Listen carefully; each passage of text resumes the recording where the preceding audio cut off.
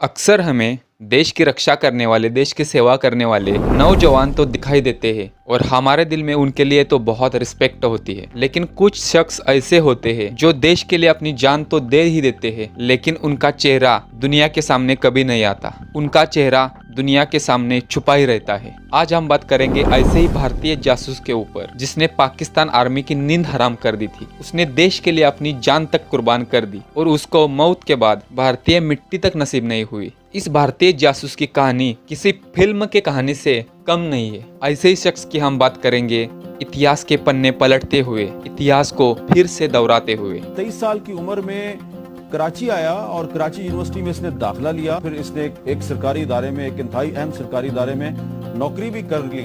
किसी को पता नहीं चला कि ये कौन है। ये शख्स कौन था? ये शख्स इंडियन इंटेलिजेंस एजेंसी रॉ के लिए काम करता था। जाहिर है आप सोच रहे होंगे कि आखिर 70 के दशक की ये ब्लैक एंड व्हाइट तस्वीर हम आपको क्यों दिखा रहे हैं।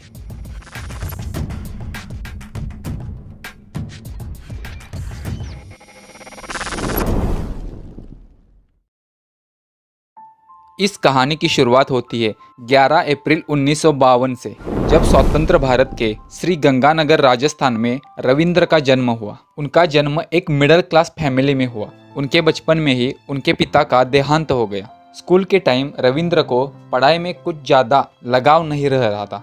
उनको बड़ा होकर थिएटर आर्टिस्ट बनना था, इसलिए वो स्कूल से घर आके एक्टिंग की प्रैक्टिस करते थे। वो बड़े हो गए और एक थिएटर के डायरेक्टर ने उनकी एक्टिंग देखी और उससे वे प्रभावित हो गए और उनको एक नाटक में छोटा सा रोल दिया। उन्होंने वो रोल खूब अच्छे से निभाया। उसके बाद रविंद्र को थिएटर में बड़े बड़े रोल मिलने लगे और अपने एक्टिंग से वो सबका दिल जीत लेते थे। सब लोग कहते थे कि रविंद्र बड़ा एक्टर बनेगा, लेकिन रविंद्र की किस्मत में कुछ और ही लिखा था। एक नाटक के दौरान रविंद्र पर इंडियन रॉ अधिकारी की नज़र पड़ी। वो अधिकारी रविंद्र के एक्टिंग से बहुत प्रभावित हो गए। उस वक्त के सिचुएशन के हिसाब से रविंद्र में वो सब गुण थे जो एक जासूस में होना चाहिए। नाटक खत्म होते ही रॉ अधिकारी रविंद्र से मिले और गुमनाम जगह का एड्रेस दे दिया। वहाँ रविंद्र को आने के लिए कहा। कुछ दिन बाद रविंद्र वहाँ गए। रविंद्र को पता नहीं था कि किस लिए मुझे बुलाया गया है। रविंद्र के दिमाग में ये था, बड़े थिएटर में काम करने का मौका मिलेगा। ये दिमाग में रखते हुए रविंद्र उस जगह गए, लेकिन वहाँ सिचुएशन कुछ और ही थी। वहाँ कुछ रॉ के अधिकारी बैठे थे। उनमें से एक अधिकारी ने रविंद्र से कहा कि तुम देश के लिए काम करोगे, अगर कर सकते हो तो हाँ करो, अगर नहीं कर सकते हो तो यहाँ से चुपचाप चले जाओ और भूल जाओ कि तुम्हें यहाँ बुलाया गया था। उस सिचुएशन में रविंद्र के पास देश से बढ़कर कोई नहीं था, इसलिए रविंद्र ने पलक झपकते ही हाँ कर दी और उसी वक्त शुरू हो गया रविंद्र कौशिक का रॉ सीक्रेट मिशन। कुछ दिनों के बाद रविंद्र को एक बेनाम चिट्ठी आती है और उसमें लिखा होता है कि तुम्हारा ट्रेनिंग शुरू होगा, तुम तैयारी कर लो और किसी से कुछ कहना मत। तो रविंद्र ने अपने फ्रेंड्स और घर में बताया कि मुझे नौकरी के लिए बुलाया है और मैं दुबई में नौकरी करना चाहता हूँ। ये बोलकर रविंद्र घर से निकले। रॉ के अधिकारी ने रविंद्र को 2 साल कड़ी ट्रेनिंग में लगा दिया। 2 साल में सब तरह की ट्रेनिंग रविंद्र को दी गई थी। उसमें हथियार चलाना, बॉम्ब ब्लास्ट करना, खुद को डिफेंस करना, माइंड प्रेशर को झेलना, ये सब सिखा दिया। साथ ही साथ पाकिस्तान में कैसे रहा जाए इसकी ट्रेनिंग भी दी और रविंद्र को उर्दू सिखाई गई, कुरान की ट्रेनिंग दी गई।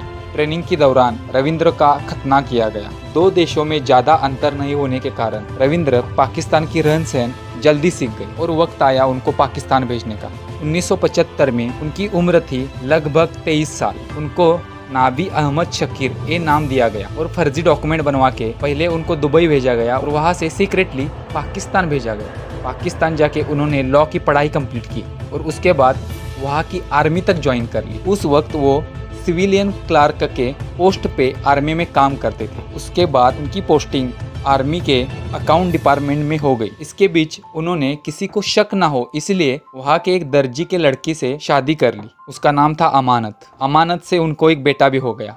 ये तो सब हो गई ऊपरी बातें जो सबको दिख रही थी, लेकिन भारत के लिए रविंद्र का छुपा हुआ चेहरा कुछ और ही कर रहा था।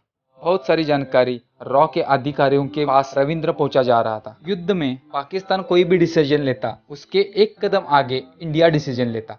ये सब पॉसिबल हो रहा था रविंद्र कौशिक के बहादुरी की वजह से। रविंद्र कौशिक सीक्रेट से सीक्रेट जानकारी कुछ अन्य माध्यम से भारत पहुंचा रहे थे। 5 से 6 साल उन्होंने भारत के लिए बहुत ही बढ़िया काम किया। इससे रॉ के अधिकारी बहुत इम्प्रेस हो गए और उनको ब्लैक टाइगर के नाम से जानने लगे। वक्त आया 1983 का। इस साल रविंद्र को कुछ अच्छा नहीं गया। रॉ के एजेंट ने रविंद्र से मिलने के लिए एक दूसरा एजेंट भेजा, लेकिन वो पकड़ा गया। उसका नाम इनायत मसीह रखा गया और पाकिस्तानी आर्मी ने इनायत को अरेस्ट किया। जेल में टॉर्चर होने की वजह से इनायत ने सब उगल दिया। इसके बीच उसने रविंद्र कौशिक की सब सच्ची बात बता दी। इसकी वजह से रविंद्र पकड़ा गया और रविंद्र को पाकिस्तान आर्मी ने गिरफ्तार कर लिया और 2 साल तक जेल में रख दिया। उसके बाद रविंद्र को मौत की सजा सुनाई दी गई, लेकिन सुप्रीम कोर्ट के डिसीजन के अनुसार ये सजा उम्र कैद में तब्दील हो गई और 2001 में पाकिस्तान के मुल्तान न्यू सेंट्रल जेल में रविंद्र कौशिक ने आखिरी सांस ली।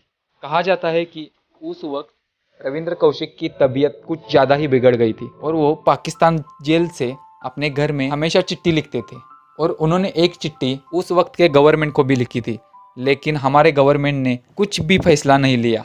मौत के बाद हमारी गवर्नमेंट ने रविंद्र का शव लेने से भी मना कर दिया। इन सब बातों में गवर्नमेंट की भी कुछ मजबूरी होती है। रविंद्र के मौत के बाद हमारी तत्कालीन प्राइम मिनिस्टर इंदिरा गांधी ने रविंद्र को ब्लैक टाइगर खिताब बहाल कर दिया।